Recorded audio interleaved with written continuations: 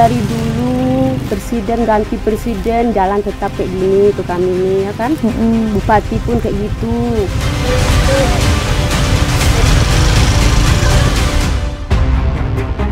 Membuat seorang bayi itu harus kehilangan nyawanya. Pak Sabar juga harus punya semangat ya Pak ya buat sembuh ya. Di sini menggilingnya menggunakan mesin tapi masih secara manual. Sangat menderita. Sedih kali ya.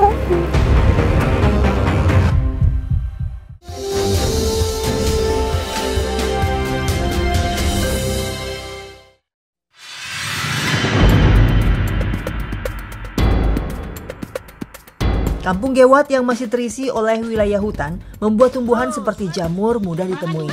Masyarakat kampung ini sering menjadikan jamur sebagai santapan maupun obat herbal.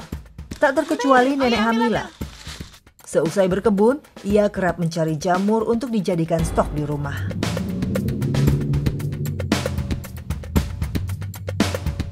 Mana mah yang besar? Ini yang selamatan aku. Ini untuk obat nanti kan.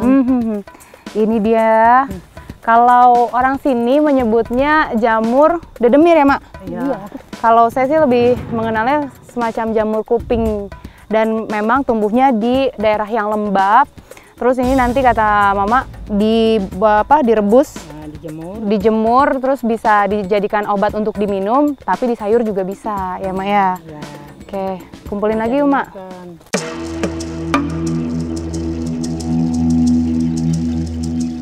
Jamur kuping masuk ke dalam kelompok tumbuhan liar kasat mata yang mudah ditemui. Khasiatnya bahkan mengandung protein nabati yang dipercaya dapat menurunkan tekanan darah.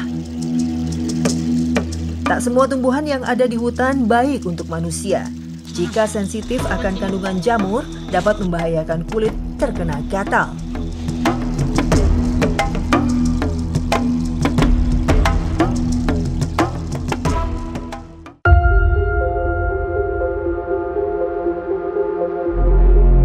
Sosok Nenek Hamilah yang akrab disapa Mak Sabar oleh warga Kampung Gewat menjalani keseharian yang begitu tangguh. Di rumah, ia masih memiliki seorang ibu yang sudah berusia lebih dari 100 tahun. Sementara, 1 tahun kebelakang menjadi waktu paling berat untuknya. Suami Nenek Hamilah divonis sakit keras.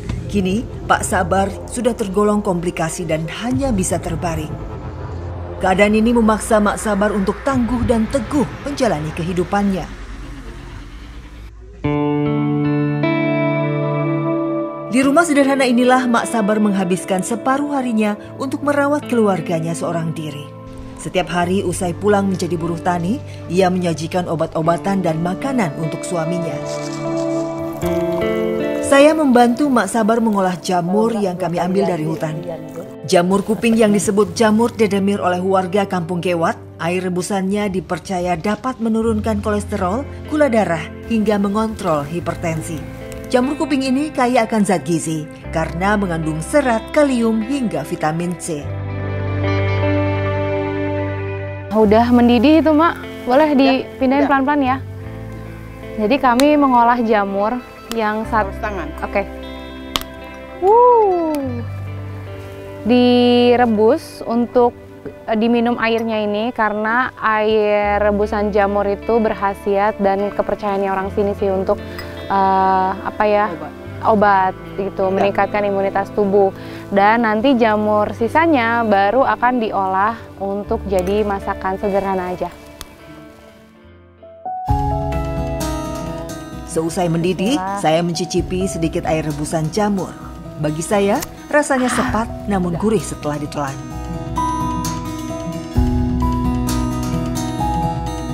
Jamur yang tersisa diolah menjadi santapan makan siang. Nenek Hamilah tidak memiliki banyak bumbu dapur, sehingga ditumis ala kadarnya.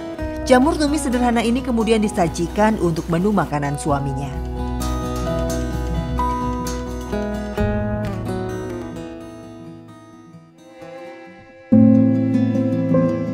Setelah semua olahan jamur dedemir siap disajikan, Hamilah perlahan memberikan kepada Pak Sabar. Ya, seperti inilah potret keseharian mereka. Tinggal berdua di usia senja karena ditinggal merantau oleh anak-anaknya. Pak Sabar kerap kali menolak saat diberi suapan makanan dan minuman. Yang lebih memilukan, kondisi tak punya biaya membuat Pak Sabar sangat jarang mengkonsumsi obat-obatan. Pak Sabar kini merasa putus asa menjalani hidupnya dan terpuruk. Mak Sabar nih betul-betul sosok lansia yang hebat sekali. Masih semangat bekerja dan di rumah merawat suaminya ya.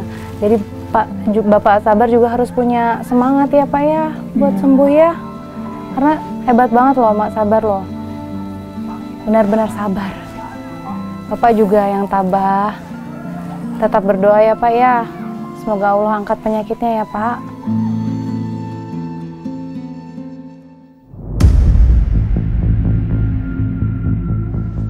Peringatan Hari Lansia Internasional tiap 1 Oktober menjadi momentum pengingat akan pentingnya merawat dan menghormati mereka, para lanjut usia. Hari ini, Kampung Gewat menggelar posbindu untuk lansia yang diikuti sebagian kecil oleh warga di sini. Hal ini karena belum munculnya tingkat kesadaran akan pentingnya menjaga kesehatan bagi para lansia di wilayah tertinggal.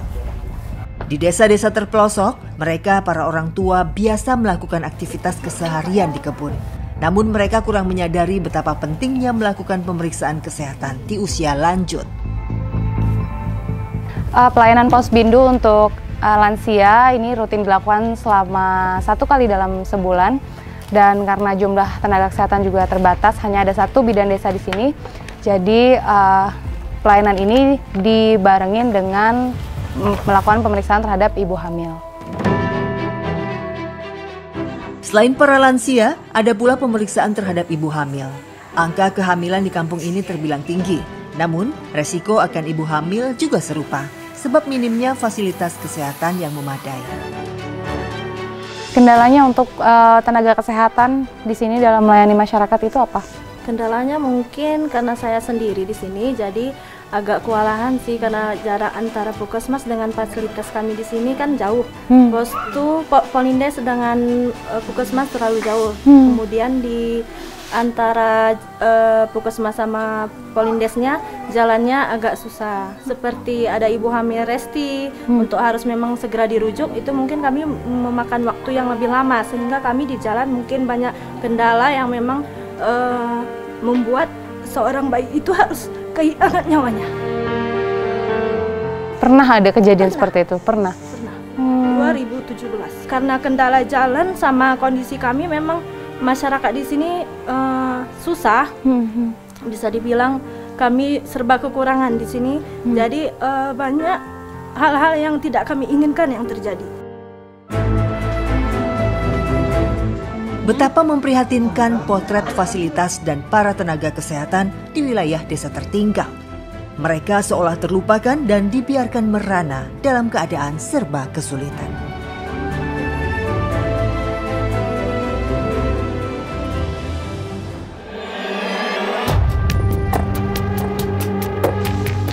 Sisi lain dari Kampung Gewat, yakni lokasinya yang berada di dataran tinggi dan sebetulnya sangat berpotensi.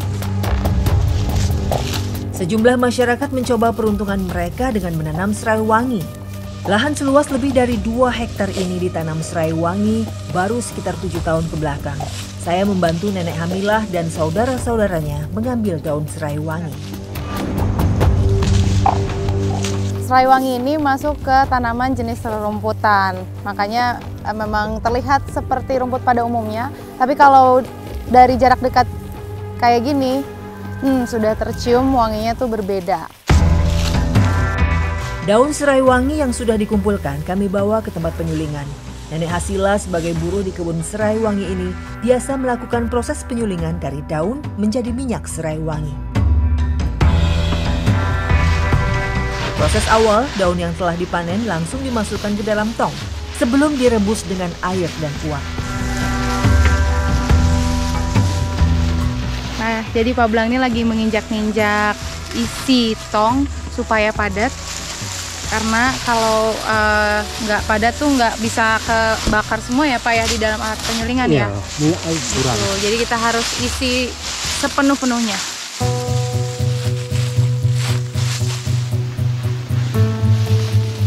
Kegiatan seperti ini dilakukan Hamilah sehari-hari demi meraup penghasilannya. Ia terpaksa bekerja di usia senja karena merawat ibu dan suaminya di rumah. Dirinya tak punya pilihan, bahkan bukan hanya menjadi buruh memanen serai wangi, tetapi juga menggarap kopi dan sejumlah tanaman lain demi bisa menghidupi keluarganya.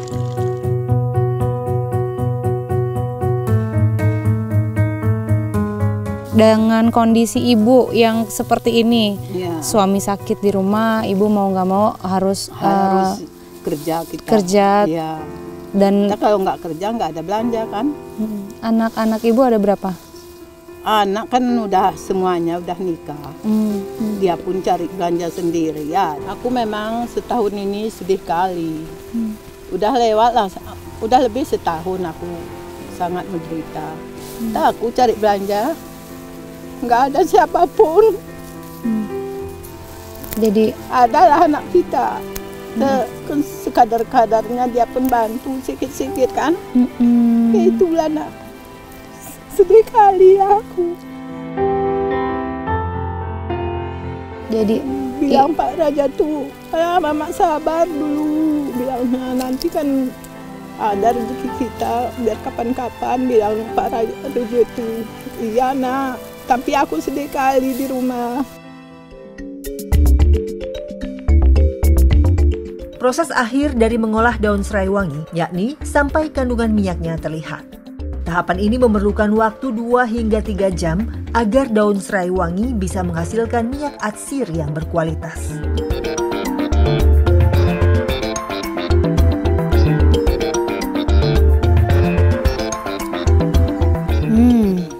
Wanginya tuh udah khas banget, seperti aromaterapi gitu ya Maya. Jadi minyak serai ini sebetulnya bisa digunakan untuk bahan baku industri, bikin sabun, bikin kosmetik gitu ya Ma. Tapi kalau di dalam desa kayak gini pengolahannya hanya sampai penyulingan aja. Nih, udah lumayan nih ya kelihatannya Ma ya.